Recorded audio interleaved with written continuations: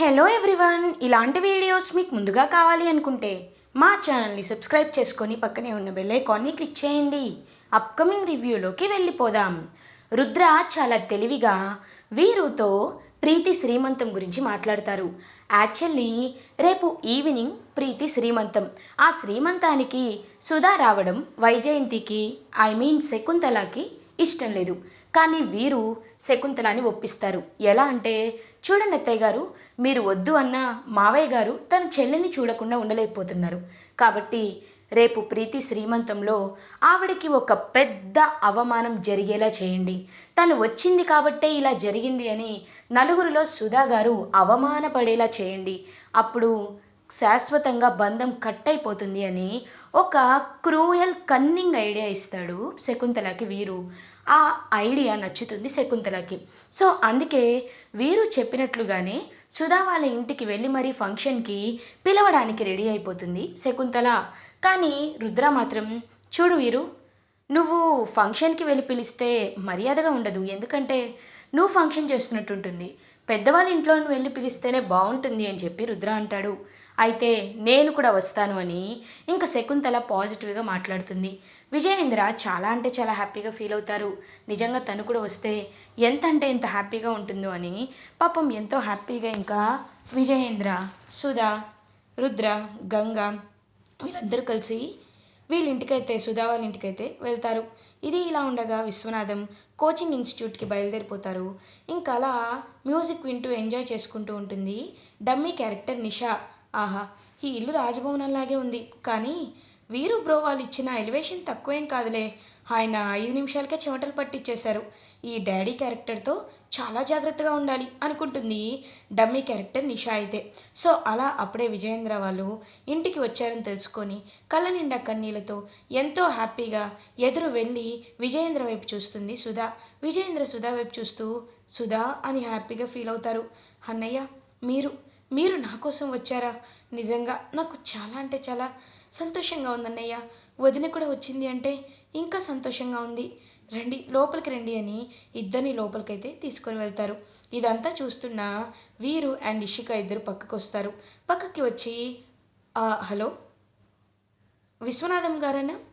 చూడండి, మీరు వదులుకోవాలనుకున్న సంబంధాలని మీ భార్య కలుపుకోవాలి అనుకుంటున్నారు. విజయేంద్ర శకుంతల ఇద్దరు కలిసే ఇంటికి వచ్చారు. మీకు ఆ విషయం తెలుసా అనేసరికి ఒక్కసారిగా విశ్వనాథం షాక్ అయిపోతారు. ఏంటి, వాళ్ళు మా ఇంటికి వచ్చారని అంటారు. అవును, మీ ఇంటికి వచ్చారు. కావాలంటే మీరే వచ్చి చెక్ చేసుకోండి అని చెప్పి వెనక్కి తిరుగుతాడు. ఒక్కసారిగా అక్కడ రుద్రాన్ని చూసి షాక్ అయిపోతాడు వీరు. ఏం చేస్తున్నావు ఇక్కడ అని అడుగుతారు. రుద్ర, ఏం లేదు బావా, చిన్న బిజినెస్ కాల్ ఉంటే అని అంటారు. నీకు బిజినెస్సే లేదు కదా వీరు, బిజినెస్ కాల్ ఎలా వస్తుంది అని అంటారు. అదే బావా, అప్కమింగ్ బిజినెస్ అంటున్నాను.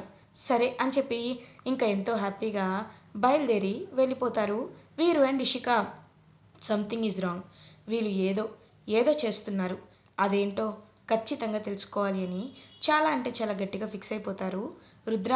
ఇది ఇలా ఉండగా విజయేంద్ర సుధాతో చాలా హ్యాపీగా మాట్లాడుతుంటే సుధా తన కూతురు నిషాని పరిచయం చేస్తుంది.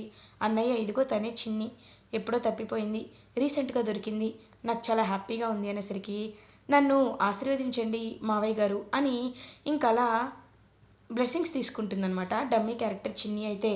ఆహా, అనుకోలో నీలాగే ఉందమ్మా, నువ్వు చాలా బాగా ఉండాలి సరేనా? మీ నాన్న హిట్లర్, అర్థమైందా అని అంటారు. అవును, ఇప్పుడిప్పుడే అర్థమవుతుంది అని అంటుంది. ఇంకా అలా అందరూ నవ్వుకుంటుంటే విశ్వనాథం చాలా కోపంగా వాళ్ళ ఇంటికి రావడం ఏంటి అని చెప్పి ఇంకా ఇంటికైతే రీచ్ అవుతారు. ఇంటికి రాగానే విశ్వనాథంని చూసి విజయేంద్ర చాలా అంటే చాలా హ్యాపీగా ఫీల్ అవుతారు. వెంటనే ఇంకా విజయేంద్ర అయితే అలా హక్ చేసుకుంటారు విశ్వనాథంని.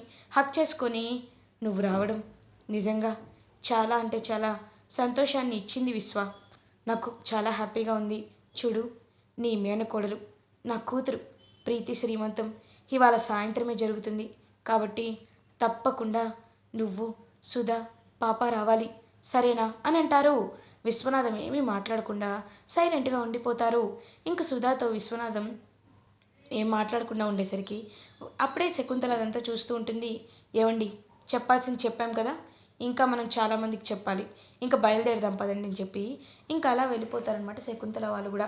విశ్వనాథం అలా సుధా వైపు చూస్తారు. ఏమండి, అన్నయ్య ఇంటికి వచ్చి మరీ పిలిచారు కదా, వెళ్ళకపోతే బాగోదండి అని అంటుంది.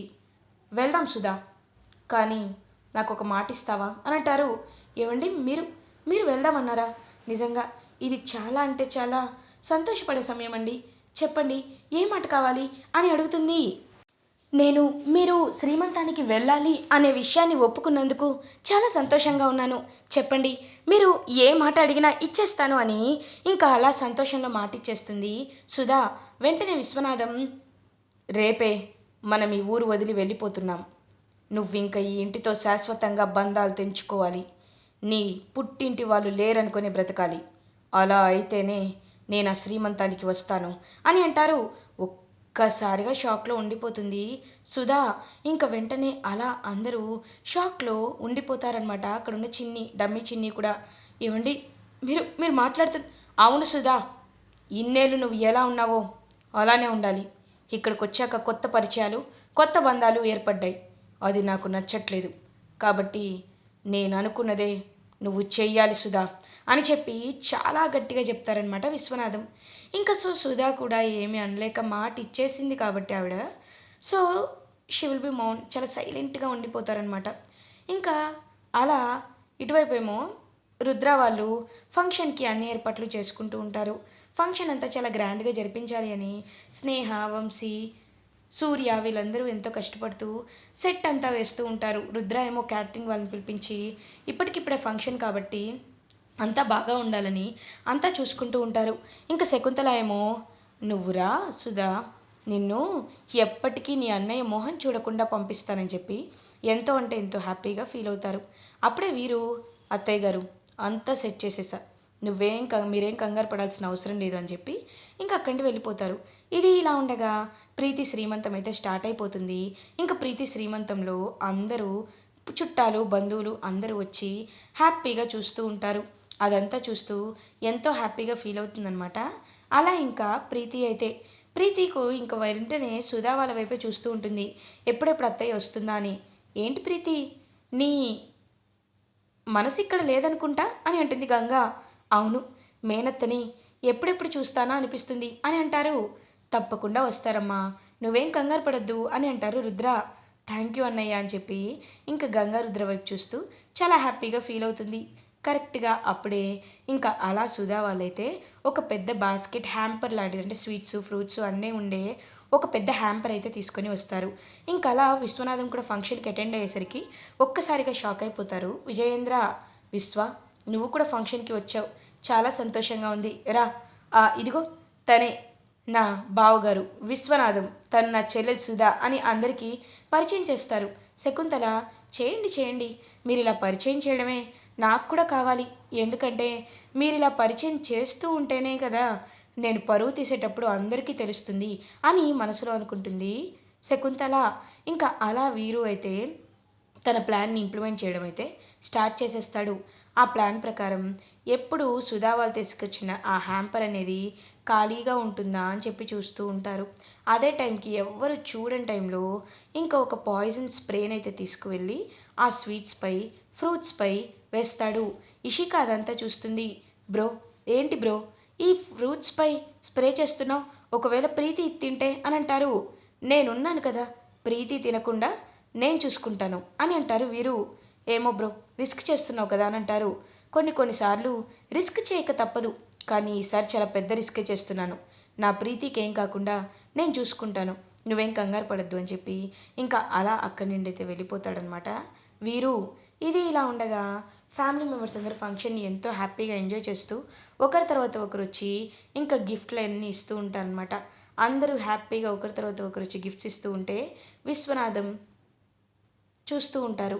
అప్పుడే ఫస్ట్ ఆఫ్ ఆల్ తనకి ఆశీర్వాదం ఇవ్వాల్సింది వాళ్ళ అమ్మా నాన్న కాబట్టి విజయేంద్ర అండ్ శకుంతల ఇద్దరు ప్రీతిని ఆశీర్వదిస్తారు. వీరు తర్వాత గంధం పూస ఆశీర్వదిస్తాడు. ఆ తర్వాత రుద్రగంగ, ఆ తర్వాత సూర్య, ఇషిక అలా ఒక్కొక్కరు వచ్చి కపుల్గా ఉన్న వాళ్ళు కపుల్గా, సింగిల్గా ఉన్న వాళ్ళు సింగిల్గా, ఇంకా అందరూ వచ్చి బెస్ట్ విషెస్ అయితే హ్యాపీగా తెలుపుతూ ఉంటారు. అప్పుడే సుధా కూడా వస్తారు. ఇంకా సుధా గిఫ్ట్ హ్యాంపర్ తీసుకొని వచ్చి, ప్రీతి నువ్వు నా చేతి సున్నుండలు అడిగావు గుర్తుందా, ఇదిగో నీకోసం నేను సున్నుండలు చేశాను అని ఇంక చూపిస్తుంది. అత్తయ్య, నాకు చాలా సంతోషంగా ఉంది, మీ చేత్తో తినాలంటే అదృష్టం ఉండాలని ఎప్పుడు నాన్న అంటూ ఉంటే నేను ఎప్పటికైనా తినలేకపోతానా అని అనుకునేదాన్ని. కానీ ఇప్పుడు తినగలనని నాకు హ్యాపీగా అర్థమైంది అత్తయ్య అని చెప్పి ఇంకా ఎంతో అంటే ఎంతో హ్యాపీగా ఆ సున్నుండని తినబోతుంటే ప్రీతి ఒక్క నిమిషం అని అంటాడు వీరు. అందరూ ప్రీతి వైపు చూస్తూ ఉంటారు. ఒక్క నిమిషం ఆగు, ఏదో స్మెల్ వస్తున్నట్టుంది కదా అని అంటారు. ఏం స్మెల్ నాకు రావట్లేదే అని అంటుంది ప్రీతి. లేదు ఒకసారి ఇవ్వు అని చెప్పి ఇంకా అలా ఆ సున్నుండని చేతిలోకి తీసుకుంటాడు. ఇంక వెంటనే ఇది పాయిజన్ స్మెల్లా వస్తుంది అని అంటాడు. ఒక్కసారిగా అందరూ షాక్ అయిపోతారు. ఏం మాట్లాడుతున్నావు నువ్వు వీరు? నా చెల్లెలేంటి పాయిజన్ స్ప్రే చేయడం ఏంటి అని అంటారు విజయేంద్ర. మావయ్య గారు, నేనేమి కావాలని అనటం లేదు, నేను కేవలం విషయం కన్ఫర్మ్ చేసుకోవడానికి మాత్రమే మీకు చెప్తున్నాను. దీనిలో నిజంగా పాయిజన్ కలిసిందా లేదా అనేది మనకు తెలీదు. ఒకవేళ ఎక్స్పైర్ అయిపోయినవి కూడా తీసుకురావచ్చు కదా, అందుకే, అంతకుమించి ఏమీ లేదు అని అంటాడు. ఇంక వెంటనే ఒక డాగ్ అయితే అక్కడికి వస్తుంది, సారీ ఒక ర్యాట్ అయితే అక్కడికి వస్తుంది. పొరపాటు నా సున్నుండిలో హాఫ్ ముక్క పడిపోయేసరికి ఆ ర్యాట్ అది తిని పైకి వెళ్ళిపోతుంది. ఒక్కసారిగా ప్రీతి వాళ్ళందరూ అది చూసి షాక్లో ఉండిపోతారు. వెంటనే శకుంతల సుధా వైపు దగ్గరికి వచ్చి, అంటే కావాలనే నా నా కూతురికి విషం పెట్టాలనుకున్నావా అని అడుగుతుంది. ఒక్కసారిగా సుధా షాక్ అయిపోతుంది. వదినా, నేనెందుకు అలా అనుకుంటాను వదినా అని అంటారు. నీకు ఈ ఇంటి పరువు తీయడం అన్నా, ఈ ఇంటి మనుషుల మనోభావాలతో ఆడుకోవడం అన్నా చాలా ఇష్టం కదా, అందుకే నువ్వు తీయాలనుకున్నావేమోనని నేను అడుగుతున్నాను. చూడు, నువ్వు మనసులో ఇంత విషం పెట్టుకొని పైకి ఏమీ కానట్టు ఏమీ తెలియనట్టు నటిస్తూ ఉంటావు చూడు, అది అది చూసి నాకు నిన్ను చూస్తుంటే చాలా కోపంగా ఉంది, నిన్నేమి చేయలేకపోతున్నాను అని చెప్పి శకుంతల అంటుంది. ఇంక విజయేంద్ర ఏమో, శకుంతల తను తప్పు చేసే మనస్తత్వం కాదు, నువ్వు అలా తను అనడం కరెక్ట్ కాదు. ఏంటండి, కళ్ళ ముందే సాక్ష్యం కనబడుతుంది కదా, సరే అది కాదు, ఆ స్మెల్ ఇంకా ఫ్రూట్స్ మీద ఉందేమో చూడండి అనేసరికి ఆ ఫ్రూట్స్ మొత్తంపై కూడా అదే స్మెల్ వస్తూ ఉంటుంది. కావాలనే విషం చిరిమారు, లేకపోతే ఈ ఫ్యామిలీ అంటే పగ ఉన్న ఈ విశ్వనాథం కూడా అలా చేసి ఉండొచ్చు అని అంటుంది శకుంతల. శకుంతల గారు, మాట్లాడేటప్పుడు కాస్త నోరు అదుపులో పెట్టుకొని మాట్లాడండి. నేను ఇంటికి శత్రువుని, అంతేకాని ప్రెగ్నెంట్గా ఉన్న అమ్మాయిని చంపాలనుకునే అంత క్రూరుణ్ణి కాదు. మీలా మనుషుల్ని చంపించే రకం అస్సలు కాదు. సుధా, విన్నావుగా, చూసావుగా, జరిగిందిగా, బాగా అవమానం జరిగింది కదా, అందుకే చెప్తాను ఈ ఇంట్లో వాళ్ళతో ఉండొద్దని. కానీ నువ్వే నన్ను ఇక్కడికి తీసుకొచ్చావు. ఇప్పటికైనా నీ కళ్ళు చల్లబడ్డాయా? రా రా వెళ్ళిపోదామని చెప్పి ఇంకా సుధాని విశ్వనాథన్ లాక్కు వెళ్ళిపోవాలనుకుంటుంటే పాపం రుద్ర అలా చూస్తూ ఉండిపోతాడు. అప్పుడే కరెక్ట్గా ఒక్క నిమిషం సార్ అని అంటుంది గంగా. ఇంకా అలా చూస్తూ ఉంటాడనమాట విశ్వనాథం. సార్, ఈ కుట్ర చేసింది ఎవరో, కావాలని అవమానించింది ఎవరో ఇప్పుడే మీ ముందు సాక్ష్యాలతో సహా బయట పెడతాను అని అంటారు. శకుంతల, ఏం మాట్లాడుతున్నావు నువ్వు అని అంటుంది. అవునత్తయ్య గారు, నేను నిజాన్ని అందరి ముందు బయట పెడతాను అని వీడియోలో అయితే చూపిస్తుంది.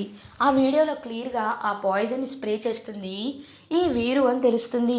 వీరు పక్కన ఇషిక కూడా ఉండడం జరుగుతుంది. ఒక్కసారిగా ఇంక అందరూ షాక్లో ఉండిపోతారు. వెంటనే ఇంకా సూర్య అయితే ఇషిక చెంపని పగల కొడతాడు. సూర్య అన్నట్టు షటప్, జస్ట్ షటప్, అంటే నా నా అక్క పరువు తీయాలనుకుంటున్నావా నువ్వు అని అంటారు. సూర్య, ఇట్స్ నాట్ షటప్, ఇంకా ఇంకా నీ కళ్ళబొల్లి మాటలు వినడానికి నేనేమీ ఖాళీగా లేను. నువ్వు చేస్తుంది ఎంత పెద్ద తప్పో నాకు అర్థమైంది. ఐ కాన్ బియర్ దిస్ అని చెప్పి సూర్య అసహించుకుంటాడు ఇషికాని. ఇంకా అలా గంగా నిజాన్ని బయట పెట్టడంతో వీరు అయితే గడగడ వణికిపోతూ ఉంటాడు. వీడుని కట్టుబట్టలతో ఇంట్లో ఉండి గెంటేయాలని ఫిక్స్ అయిపోతారు విజయేంద్ర ప్రతాప్. ఇలా ఎపిసోడ్ ఎండ్ అవుతుంది. ఫర్దర్ ఎపిసోడ్ రివ్యూస్ ముందుగా మీకు కావాలి అనుకుంటే మా ఛానల్ని సబ్స్క్రైబ్ చేసుకోండి. Thanks for watching.